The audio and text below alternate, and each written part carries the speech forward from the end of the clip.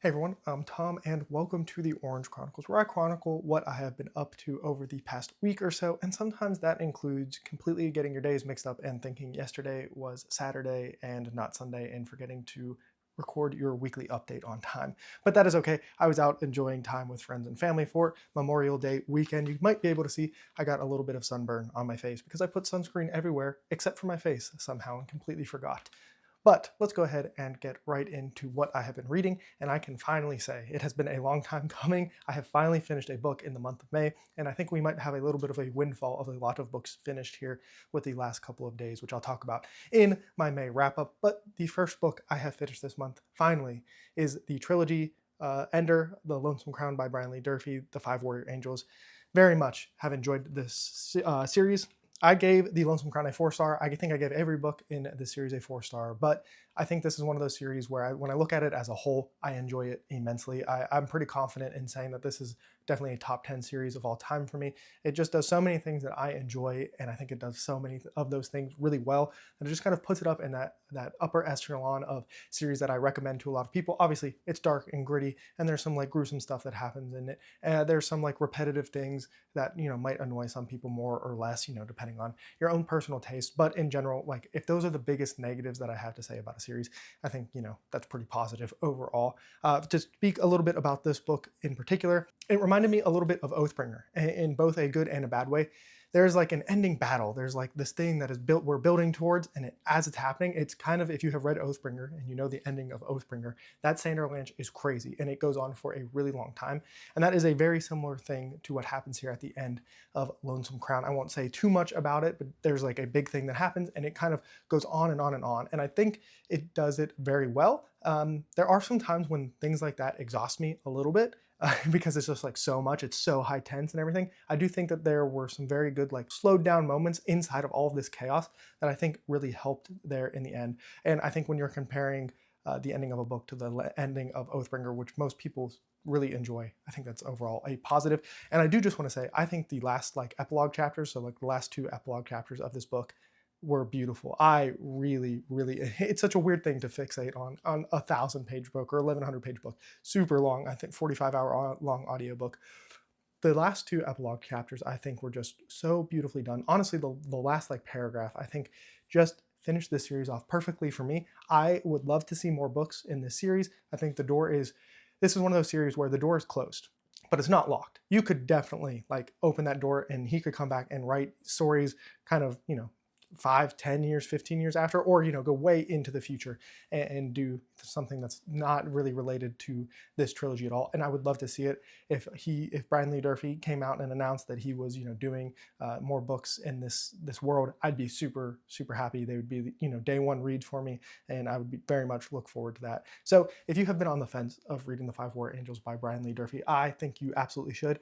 I think if the series starts off strong and it's one of those things where like you have to pick a favorite, you have to pick a least favorite when you're picking things. It's all just really good, and so I would definitely implore you to once again check out The Lonesome Crown by Brian Lee Durfee, The Blackest Heart, and The Forgetting Moon. All have been fantastic books. I think The Forgetting Moon was a top 10 book for me last year. I think it was my favorite fantasy read from last year. Just to give you like an idea of where the series starts at. Right now, The Blackest Heart is like a top 3 or 4 book for me this year. I've read, I don't know, my 30 books in or something. So like you get the point. Like these books are really good, and I think you should absolutely read the series. Now let's move on to a book that I am still making my way through, and I actually need to update where this bookmark is. I've been reading this mostly on my digital edition, but that is Discovery by J.A.J. Mitten, talking story over there on the YouTube.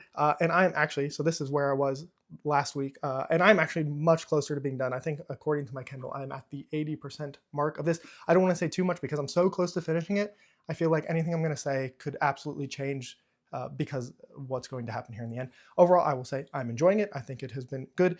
I'm very curious on how all of these things are going to tie together. I do really like some of the non-linear storytelling we're getting here, where we're going back to the past to get backstory on characters and just, kind of all these things and how some of these characters connect. And there's like this web of things building and everything. But like I said, don't want to say too much because I'm going to hopefully finish it here in the next day or so.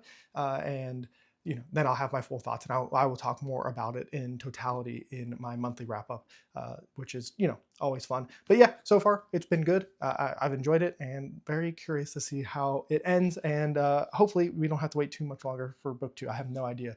I should pay attention when they talk about how book two is going. I think they're in the process of writing it. So hopefully we don't have to wait too long. But with that being said, finishing my audiobook in the Lonesome Crown, I went ahead and started Demon Copperhead. And this book, I'm going to be super hyperbolic.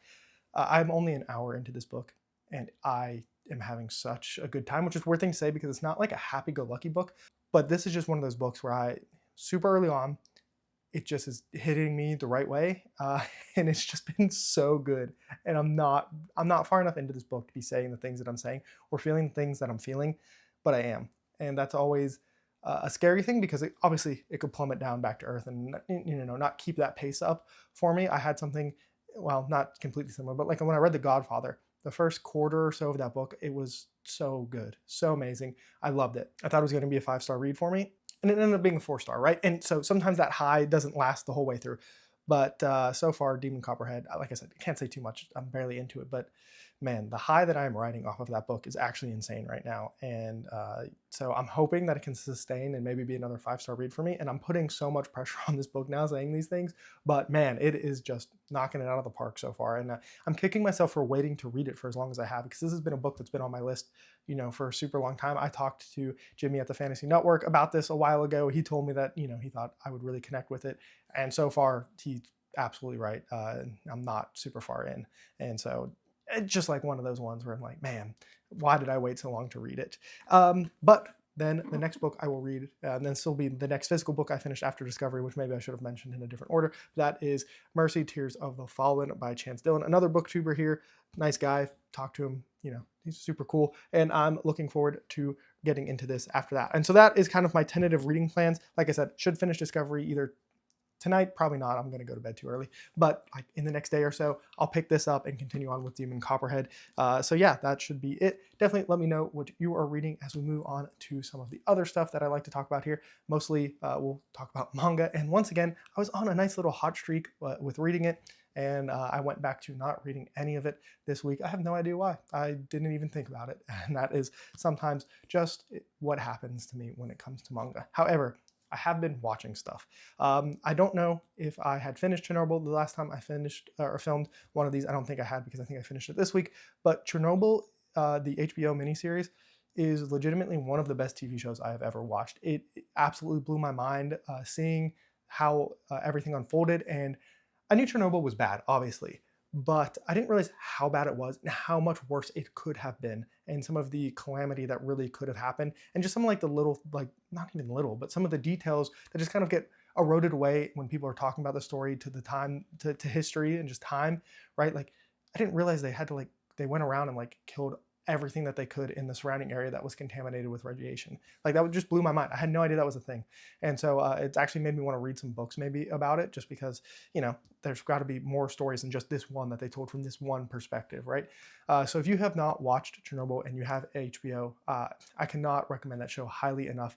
It's just, man, the story of it is told so well. You have this mystery. They're trying to figure out what exactly happened. It exposes corruption inside of the USSR, and just like which makes sense. And like, but you see like how the government incompetence at the time and like the structure of it let things get worse, and just all the misinformation that was going on even between the governments and everything. It was just crazy. So yeah, definitely highly recommend that. And then once I finished that, I was kind of in like a TV mood a little bit, just because the high of Chernobyl. So I don't even know 100% how to say it, but it's on Netflix. It's called the Ethernaut or something like that. It's some kind of apocalypse happens basically. I'm only an episode or two in. It's been fine, not anything like crazy. I heard like some really high praise from it or for it, and so I'm checking out. I think it's only 5 episodes, so it's like I'm already like 1.5 or 2 in. I might as well finish it at this point. But I can't say anything overly positive. I'm curious on what is going on, and like hopefully we get answers and everything. But it's one of those ones where it's like the mystery without getting answers can only take me so far until I'm like, I need something to happen, right? So we'll see how I feel about that. And then I've also started watching The Pit, which is also on HBO. And basically it is a show taking place in the hospital in Pittsburgh. And every hour of the show is an hour in like the hour-long TV show is an hour of a rotation shift in the hospital, right? I think it's 15 or 16 episodes. And I think the concept of that is super interesting. It's super well done. The way it is shot and filmed, I'm super into it. I think I'm only an episode into that one, but like I think it's pretty cool. And I think the idea around like an hour for an hour is a really cool concept. I'm not sure if other TV shows have done that or not, but I am enjoying that one as well. And hopefully I, don't waste too much time doing that. And I focus on reading because I really need to finish Discovery. Really, I've been working on it for a little bit. So I've got plenty of things to read and watch and all of that stuff. But that has been my week. It has been a pretty exciting one. Let me know how your week has been down below in the comments. I hope you had a good long weekend if you had one. But that's all for me. And remember, read what you want when you want.